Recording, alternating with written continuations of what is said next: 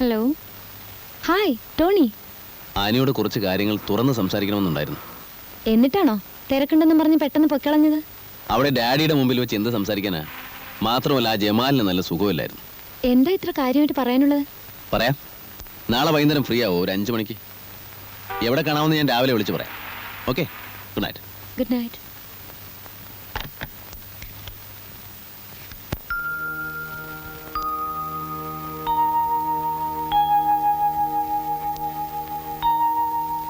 എന്താ പറയാൻ ഇത്ര വിഷമം? ഇന്നലെ ടോണി പോയി കഴിഞ്ഞപ്പോൾ ഞങ്ങൾ ഒരുപാട് നേരം സംസാരിച്ചു. ഡാഡിക്ക് ടോണി ശരിക്കും ഇഷ്ടപ്പെട്ടു. അതുകൊണ്ട് കൂടിയാണ് ഇനിയും തുറന്നു പറഞ്ഞില്ലെങ്കിൽ തെറ്റാവുമെന്ന് എനിക്ക് തോന്നിയത്. ഒരു പെൺകുട്ടി എന്നെ സ്നേഹിച്ചുകൂടാ. സ്നേഹിക്കപ്പെടാനുള്ള അർഹത എനിക്കില്ല. ടോണി എന്താ ഈ പറയുന്നത്? ടോണി എന്ന പേരെ എനിക്കറിയൂ. എനിക്കിനി ഒരുപാട് പേരുകളുണ്ട്. വാസുദേവൻ, പപ്പൻ, ശങ്കർ, രാമകൃഷ്ണൻ. അങ്ങനെ ഓരോ സന്ദർഭത്തിലും രക്ഷപ്പെടാൻ വേണ്ടി ഞാൻ സ്വയം കൽപ്പിക്കുന്ന പേരുകൾ. അതിലൊന്നാണ് ടോണി.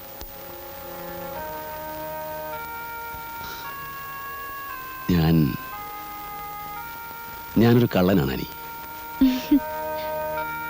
സത്യം, ശരിക്കും ഒരു കള്ളൻ. ഈ വഴിയിൽ എത്തിപ്പെടുന്നവർക്ക് പറയാനുള്ള ഒരുപാട് ന്യായീകരണങ്ങൾ എനിക്കുമുണ്ട്.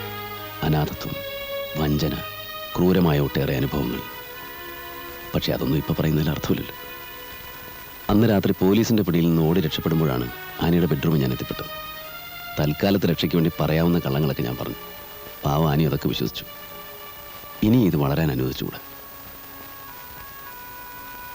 കണ്ടുമുട്ടുമ്പോഴൊക്കെ ആനിയോട് സ്നേഹം കാണിക്കുന്ന എന്തിനാണെന്ന് ഞാൻ ആലോചിച്ചിട്ടുണ്ട്. ഒരുപക്ഷെ ഒരു പെൺകുട്ടിയുടെ സ്നേഹം അറിയാതെ എൻ്റെ മനസ്സ് ആഗ്രഹിച്ചിരിക്കും. ആനി നല്ല കുട്ടിയാണ്. സ്വഭാവ ഗുണവും സൗന്ദര്യമുള്ള ഒരു ചെറുപ്പക്കാരനെ ഭർത്താവായി കിട്ടാൻ ഞാൻ പ്രാർത്ഥിക്കാം. ഞാനുമായിട്ടുള്ള പരിചയം വെറും ഒരു കടങ്കഥയായിട്ട് കരുതിയാൽ മതി. കല്യാണം കഴിഞ്ഞ് കുഞ്ഞുങ്ങളൊക്കെ ആകുമ്പോൾ അവർക്കൊരു കഥ പറഞ്ഞു കൊടുക്കാം.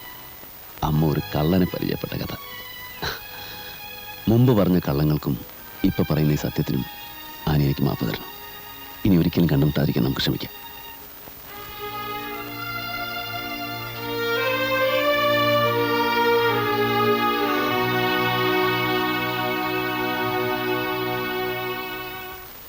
അങ്ങനെ നഗരമധ്യത്തിൽ പട്ടാപ്പകൽ നടക്കുന്ന കളവുകൾക്കെല്ലാം സർക്കിൾ ഇൻസ്പെക്ടർ ശേഖരൻ കൂട്ടുനിൽക്കുന്നുണ്ടെന്നാണ് പൊതുജന സംസാരം.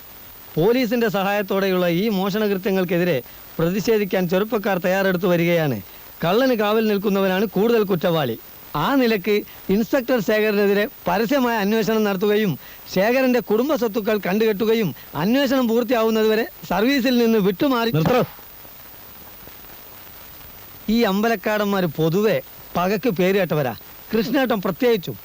അന്ന് സാർ അയാളെ പിണക്കി വിട്ടപ്പോഴേ എനിക്ക് തോന്നിയതാ സംഗതി അബദ്ധമായി പോയെന്ന്. പിന്നെ എന്റെ ഓഫീസിൽ കയറുമെന്ന് എന്നോട് അധിക പ്രസംഗം പറഞ്ഞ ഒരുത്തനെ ഞാൻ പൂജിക്കണോ? അല്ല സാറ്, ഒരു പണക്കാരൻ മാത്രമാണ് സാറില്ലായിരുന്നു. ഒരു പത്രം കയ്യിലുണ്ടായി പോയില്ലേ? തോന്നിയതുപോലെ എന്തും എഴുതാലോ. നമുക്ക് തിരിച്ചു വല്ലതും എഴുതാൻ പറ്റുമോ? എന്താ ചെയ്യേണ്ടതെന്ന് എനിക്കറിയാം.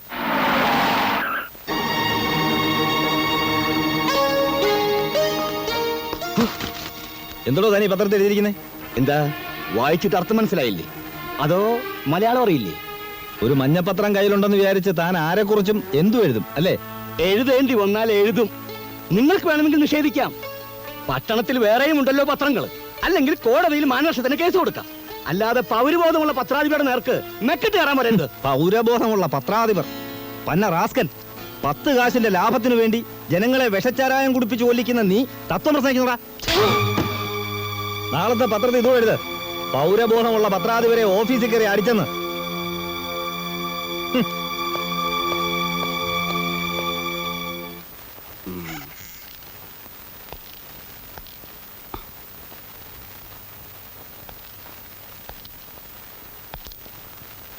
മിനിഞ്ഞാന്ന് രാത്രി ലൂസി പറഞ്ഞതേ ഉള്ളൂ, ഒരു ഇൻഡ്യൂഷൻ പോലെ തന്റെ കസേര തെറിക്കാറായെന്ന്. താൻ ജോയിൻ ചെയ്യാൻ വലതുകാല് വെച്ച് വന്നപ്പോഴേ ഞാൻ പറഞ്ഞതാ ആ കസേരയിൽ ഇരിക്കുമ്പോൾ സൂക്ഷിക്കണമെന്ന്. എന്നിട്ടിപ്പോ എന്തായി? തന്നോട് ആര് പറഞ്ഞോടോ ആ പത്രാധിപരെ പ്രസ് കയറി തല്ലാൻ? ഞാൻ ചെന്നപ്പോൾ അയാൾ പ്രസിനുള്ളിലായിരുന്നു, അതുകൊണ്ടാ. ഇത് തന്നെയാ തന്റെ കുഴപ്പം. അന്ന് ജുവലറി ഷോപ്പിലെ സംഭവം കഴിഞ്ഞപ്പോൾ കരുതിയതാ സസ്പെൻഷൻ ഓർഡർ സെർവ് ചെയ്യണമെന്ന്. പിന്നെയും വിചാരിച്ചു ജോയിൻ ചെയ്തിട്ട് കുറച്ചു കാലമല്ലേ ആയുള്ളൂ. താൻ എന്ത് ആ ഓർഡർ തന്നാ എനിക്ക് പോവാം. G.K. Segaran, Circle Inspector of Police. You are hereby suspended. Sir, ഞാൻ തന്നെ വായിച്ചോളാം. ഉം. പിന്നെ സാറ് ദയവായിട്ട് സാറിന്റെ ലൂസിയോട് പറയണം, സ്വന്തം ഭർത്താവിന്റെ കാര്യത്തിലെങ്കിലും ഇത്തരം ഇൻറ്റ്യൂഷൻ തോന്നരുതെന്ന്.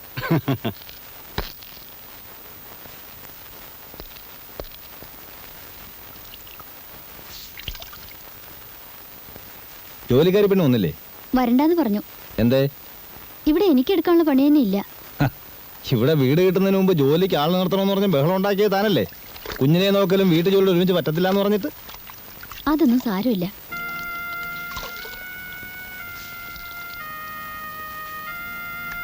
ചെലവ് കുറയ്ക്കാൻ വേണ്ടിയല്ലേ നീ ജോലിക്കാരോട് വരണ്ടെന്ന് പറഞ്ഞത്? എനിക്കറിയാം, എൻ്റെ ഭാര്യ ആയിപ്പോയതുകൊണ്ട് നീ ഒരുപാട് ബുദ്ധിമുട്ടുകൾ അനുഭവിക്കുന്നുണ്ട്. എന്താ ഇങ്ങനെയൊക്കെ പറയുന്നത്? എന്തെങ്കിലും പരാതി ഞാൻ എപ്പോഴെങ്കിലും പറഞ്ഞിട്ടുണ്ടോ? സമയദോഷം കൊണ്ടാ ഇങ്ങനെയൊക്കെ സംഭവിച്ചത്. പ്രശ്നങ്ങളൊക്കെ തീരുമ്പോൾ നമുക്ക് പഴനിയിലൊന്ന് പോകണം. ഞാൻ പ്രാർത്ഥിച്ചിട്ടുണ്ട്. ആരുമില്ലേ ഇവിടെ? വാതിലൊക്കെ തുറന്ന് മലത്തിയിട്ടിട്ട് എവിടെ പോയി കിടക്കുക എല്ലാരും? ഓ, ഇൻസ്പെക്ടർ ഏവാൻ ഉണ്ടായിരുന്നു അവിടെ. ഇനിയിപ്പോ ഡ്യൂട്ടിക്കൊന്നും പോകണ്ടല്ലോ. ഇപ്പൊ സസ്പെൻഷൻ, അടുത്ത് പിരിച്ചുവിടല്. അമ്മാവാ, മരുമകളെ കല്യാണം കഴിച്ചിരിക്കുന്ന ഒരു പോലീസ് ഉദ്യോഗസ്ഥനാന്ന് പറയാൻ പണ്ട് എനിക്ക് അഭിമാനമായിരുന്നു.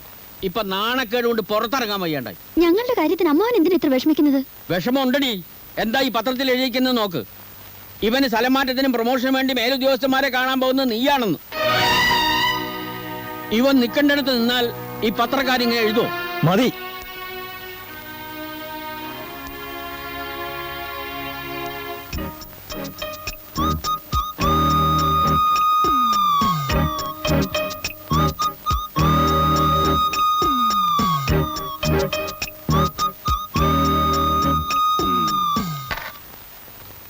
ഇന്നത്തെ പോസ്റ്റിലാണോ ഇത് വന്നത്? അതെ സർ. ഞായറാഴ്ച അർദ്ധരാത്രിക്ക് മുമ്പ് ഈ സ്ഥലം കൊള്ളയടിക്കുമെന്ന് പറഞ്ഞാൽ നാളെയല്ലേ ഞായറാഴ്ച? അതെ സർ. ചുറ്റും കാടുള്ള ഒരു ക്ഷേത്രമാകാനാണ് സാധ്യത. വിഗ്രഹമോഷണമായിരിക്കും. ആ മിസ്റ്റർ ഭാസ്കർ സർ. ഈ സിറ്റിയിലും പരിസരങ്ങളിലുള്ള എല്ലാ ക്ഷേത്രങ്ങളും റിപ്പോർട്ട് പെട്ടെന്ന് എനിക്ക് കിട്ടണം. Yes sir. മൊത്തം 12ഓളം ക്ഷേത്രങ്ങൾ ഈ പട്ടണത്തിലും പ്രാന്തപ്രദേശങ്ങളുമായിട്ടുണ്ട്. ഓരോ യൂണിറ്റിനും ഏത് ക്ഷേത്രത്തിലാണ് ഡ്യൂട്ടി എന്നുള്ള ഇൻസ്ട്രക്ഷൻ ഞാൻ നിങ്ങൾക്ക് തന്നിട്ടുണ്ട്. നാളത്തേക്ക് ആക്കണ്ട. You start your duty as of from now until day after morning. Yes sir. എന്തെങ്കിലും സംശയമോ പ്രശ്നങ്ങളോ ഉണ്ടായാൽ ഉടനെ കൺട്രോൾ റൂമുമായി ബന്ധപ്പെടണം. Now you may proceed to your respective destination.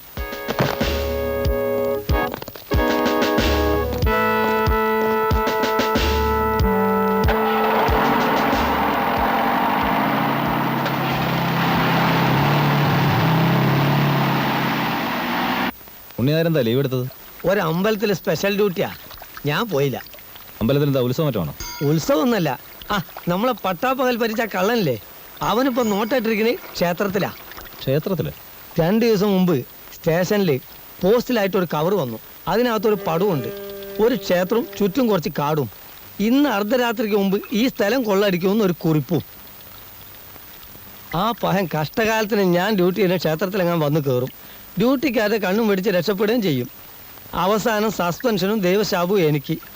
എന്തിനാ പുലിവാലിന് പോകണമെന്ന് വിചാരിച്ച് ഞാൻ തന്നെ ബുദ്ധിപൂർവ്വം ലീവ് എടുത്തതാ. പോരാത്തതിന് ഇപ്പം എൻ്റെ സമയം കുറച്ച് മോശമാണ് സാറേ.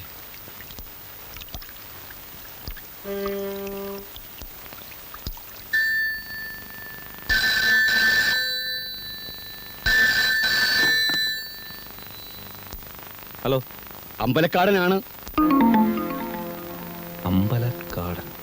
എന്താ ഇപ്പൊ ബോധ്യമായോ അമ്പലക്കാരനോട് കളിച്ചാൽ എങ്ങനെ ഇരിക്കുമെന്ന്? എന്താ മിണ്ടാത്തേ? ഒരു ക്ഷേത്രവും ചുറ്റും കുറച്ച് കാടും. ഇന്ന് അർദ്ധരാത്രിക്ക് മുമ്പ് ഈ സ്ഥലം കൊള്ളടിക്കുമെന്ന് ഒരു കുറിപ്പും.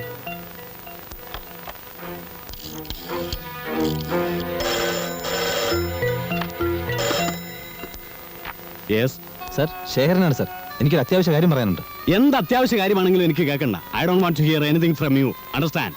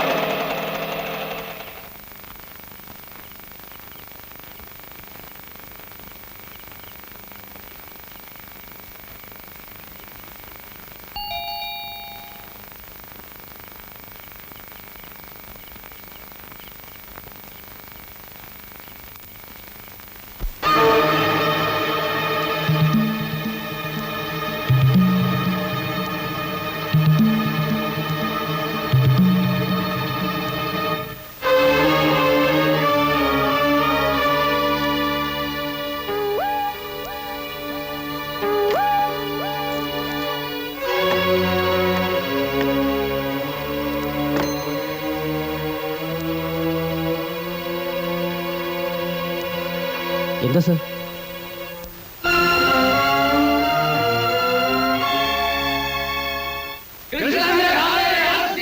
കൃഷ്ണന്റെ കാവലനെ അറസ്റ്റ് ചെയ്യുക. CI ശേഖരനെ അറസ്റ്റ് ചെയ്യുക. മലയാളിയെ അറസ്റ്റ് ചെയ്യുക. കൃഷ്ണന്റെ കാവലനെ അറസ്റ്റ് ചെയ്യുക. ഇൻസ്പെക്ടർ ശേഖരനെ അറസ്റ്റ് ചെയ്യുക.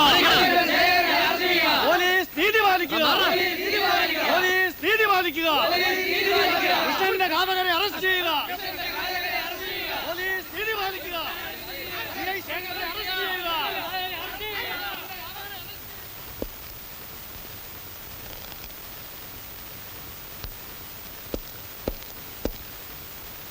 പോസ്റ്റ്മോർട്ടം റിപ്പോർട്ട് കിട്ടിയോ? കിട്ടി സാർ. അതിലെന്താ ഉള്ളത്? തലച്ചോറിലേറ്റ ഇടിയുടെ ആഘാതമാണ് മരണകാരണം. മാത്രമല്ല ശരീരത്തിൽ പല ഭാഗത്തും അടിയുടെ പാടുകളുണ്ട്. ഹലോ, യെസ്, ശരി സാർ. IG സാർ, മാത്യൂസ് ആണ്. ഉവ്വ, പേപ്പറിൽ ന്യൂസൊക്കെ വായിച്ചു. സാർ, അറസ്റ്റ് ചെയ്യേണ്ട ഒരു പോലീസ് ഓഫീസറെയാണ്. അതുകൊണ്ട് അവരല്പം നോ റിഗ്രറ്റ്സ്. എനിക്കിവിടെ ഇരിക്കപ്പുറതിയില്ല. നാട്ടിലുള്ള പത്രക്കാർക്ക് മുഴുവൻ ഹാജരായിരിക്കുക. CM തന്നെ 6 പ്രാവശ്യം വിളിച്ചു കഴിഞ്ഞു. അയാൾ ഇനിയും അറസ്റ്റ് ചെയ്യില്ല എന്ന് ചോദിച്ചുകൊണ്ട്. സിവിലിയൻ ആയാലും ശരി, ഫോഴ്സിലുള്ള ആളായാലും ശരി, കുറ്റവാളികൾക്ക് ഒരു ദാക്ഷിണ്യവും പാടില്ല. Effect the arrest immediately.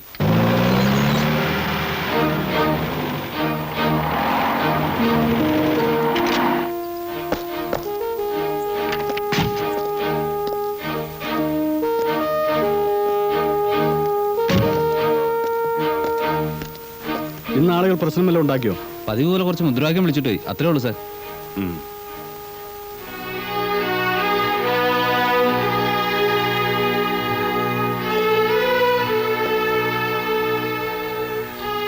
ഒരു അറസ്റ്റ് അവോയ്ഡ് ചെയ്യാൻ ഞാൻ ആവുന്നത്ര ശ്രമിച്ചു നോക്കി. പക്ഷേ പ്രയോജനം ഉണ്ടായില്ല. അത്രയ്ക്കും പ്രഷർ ഉണ്ടായിരുന്നു മോളിൽ നിന്ന്.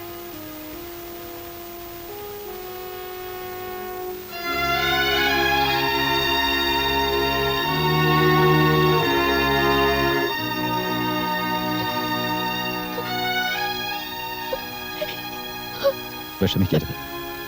നമ്മുടെ വിധിയാണെന്ന് കരുതിയാൽ മതി. കുഞ്ഞിനെയും കൊണ്ട് അന്ന് തന്നെ വീട്ടിലേക്ക് വയ്ക്കും. ഞാൻ ഒരിടത്തേക്ക് പോകില്ല. കരയാതിരിക്കും.